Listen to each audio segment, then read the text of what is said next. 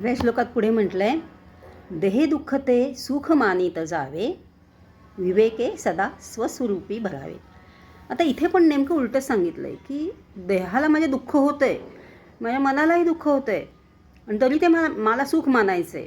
म्हणजे हा उलटा व्यापार का करायचा आहे? मी कशासाठी करायचा आहे? दुःख झालं आहे तर झालं आहे, पण ते सुख का मानायचं आहे? ॲक्सेप्ट करूयात आपण की दुःख झालेलं आहे, पण ते दुःख मला काय शिकवून जाणार आहे? भूतकाळातले कुठलेही दुःखातले प्रसंग आपण आठवूयात, त्याच्यातनं आपण काहीतरी शिकलेलो आहोत, ग्रो झालेलो आहोत, वाढलेलो आहोत, आपली मॅच्युरिटी वाढलेली आहे, धडा मिळालेला आहे आणि मनाला एक प्रकारची शिकवणूक मिळालेली आहे. म्हणजे ती आपल्या फायद्याची आहे. म्हणजेच ते सुख जे खरं आहे ते खरं आहे, कारण तो धडा कायमचा मिळतो आपल्याला, टिकणारं सुख आहे ते, असं मला वाटतं.